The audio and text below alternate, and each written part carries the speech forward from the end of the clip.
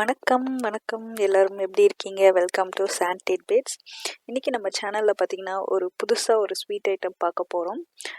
அல்வா பார்க்க போகிறோங்க. அல்வாவில் என்ன ஸ்பெஷல்னு பார்க்குறீங்களா? இந்த அல்வா பப்பாளி காய் வச்சு பண்ண போகிறோம். பப்பாளி பழம் இல்லை, பப்பாளி காய், பச்சை காய் இருக்கு இல்லையா, அதை வச்சு பண்ண போகிறோம். ஸோ இதை ரெசிபி எப்படி பண்ணலான்னு பார்க்கலாம் வாங்க. முதல்ல இதுக்கு தேவையான பொருட்கள் என்னென்னு பார்த்துடலாம். நான் பப்பாளி காய் எடுத்திருக்கேன்.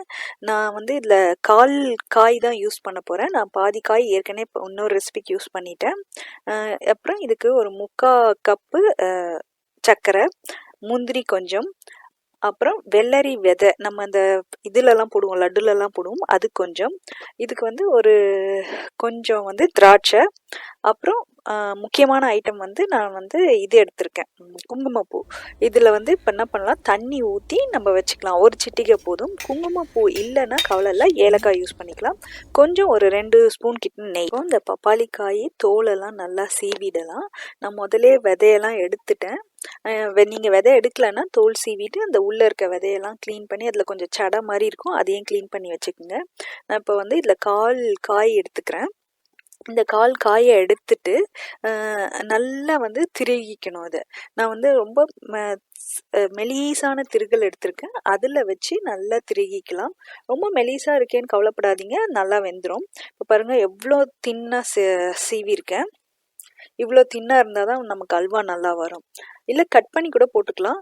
இதை நான் இப்போ அளக்குறேன். பார்த்தீங்கன்னா ஒரு 1/2 கப்பு கிட்ட வருது. ஸோ 1/2 கப்புக்கு நம்ம 3/4 கப்பு சர்க்கரை எடுத்துருக்கோம். உங்களுக்கு ஸ்வீட் பிடிக்குன்னா இன்னும் கூட ஜாஸ்தியாக சர்க்கரை போட்டுக்கலாம். இப்போ ஒரு பேன் எடுத்து அதில் இந்த திருகின காய் போட்டு வேக வைக்க போகிறோம். உங்களுக்கு ரொம்ப சாஃப்டாக அல்வா வேணும் அப்படின்னு நினச்சிங்கன்னா ஒரு 1/4 கப்பு தண்ணி விட்டு ஒரு விசில் இல்லை 2 விசில் நீங்கள் குக்கரில் கூட வேக வச்சுக்கலாம். நான் இன்றைக்கி குக்கரில் வைக்கல, ஸ்டவ் டாப்பில் தான் வேக வைக்க போகிறேன். எனக்கு கொஞ்சம் ட்ரையாக இருந்தால் பிடிக்கும், தனித்தனியாக இருந்தால் பிடிக்கும். உங்களுக்கு நல்லா குழஞ்சி வரணும் அப்படின்னா குக்கரில் வேக வைங்க. நான் இன்றைக்கி தண்ணி ஊற்றலை, ஏன்னா என் காயில் நல்லாவே தண்ணி இருந்தது. அது இல்லாமல் எனக்கு ட்ரையாக வேணும் அப்படிங்கிறதுனால நான் தண்ணி போடலை. நீங்கள் இதில் ஒரு 1/4 கப்பு தண்ணி விட்டு இதை வேக வச்சுக்கலாம். இப்போ பார்த்தீங்கன்னா நான் காமிக்கிறேன் எவ்வளோ ட்ரையாக இருக்குது. இது எவ்வளோ தான் வேக வச்சாலும் இந்த பப்பாளி பார்த்தீங்கன்னா கொஞ்சம் ட்ரையாக தான் இருக்கும், அவ்வளோ சீக்கிரத்தில் வேகாது. பார்க்குறதுக்கு தண்ணி காயாக இருக்கும், ஆனால் வேகாது. ஸோ நான் அதில் இதை மூடி போட்டு நல்லா ஒரு 10 நிமிஷம் வேக வச்சுட்டேன். நீங்கள் தண்ணி ஊற்றி வேக வைங்க. சாஃப்டாக வேணும்னா தண்ணி ஊற்றுங்க, இல்லை உதிரியாக உங்களுக்கு அல்வா வேணும் அப்படின்னா நீங்கள் தண்ணி ஊற்ற வேண்டாம், உங்களோட சாய்ஸ் தான் இது. ஸோ இப்போ நல்லா 10 நிமிஷம் வெந்துடுச்சு. இப்போ திறந்து பார்க்கலாம். இதை மீடியம் ஹீட்லேயே வச்சு வேக வைங்க. ஏன்னா தண்ணி சுண்டிடுச்சுன்னா கீழே ப்ரௌன் ஆகிடும், கலர் மாறிடும். நமக்கு கலர் மாறக்கூடாது. குக்கரில் வைக்கிறது பெஸ்ட் ஆப்ஷன். நான் இன்னைக்கு குக்கரில் வைக்கல, பேனில் தான் பண்ணியிருக்கேன். எனக்கு கொஞ்சம் இந்த நார்த் இந்தியன் ஸ்டைலில் தனித்தனியாக உதிரியாக வேணுன்றதுனால நான் அப்படி வேக வச்சேன். இப்போ எடுத்து வச்சிருக்க சுகரை ஆட் பண்ணிக்கலாம். இதில் வெந்துடுச்சுன்னா சுகரை ஆட் பண்ணி பாருங்கள். உங்களுக்கு இன்னும் கொஞ்சம் சுகர் வேணும்னா நீங்கள் இன்னும் கூட கொஞ்சம் ஆட் பண்ணிக்கலாம். நான் ஒரு 3/4 கப்பும் ஒரு ஸ்பூனும் எக்ஸ்ட்ராவாக ஆட் பண்ணேன். நீங்கள் டேஸ்ட் பார்த்துட்டு கூட போட்டுக்கலாம். இப்போ இந்த சுகரை ஆட் பண்ணிவிட்டு நல்லா இதை மிக்ஸ் பண்ணிக்கோங்க. சுகர் அதில் நல்லா மிக்ஸ் ஆகி கரையணும். ஸோ அது வரைக்கும் இதில் நல்லா மிக்ஸ் ஆகணும். அல்வானாலே நமக்கு கிண்டணுங்க. ஸோ வேறு வழி இல்லை, இது கொஞ்சம் பொறுமையாக தான் நம்ம கலந்து பண்ணணும். மீடியம்லேயே வச்சுக்கோங்க, ஏன்னா நமக்கு ரொம்ப ஹீட் இருந்துச்சுன்னா தீஞ்சிடும். நல்ல கனமான பாத்திரம் எடுத்துக்கிறது ரொம்பவே நல்லது. ஸோ இப்போ சர்க்கரை நல்லா கரைஞ்சிட்டு இப்போ இந்த ஸ்டேஜில் நம்ம ஊற வச்சிருக்க குங்குமப்பூ ஆட் பண்ணிக்கலாம்.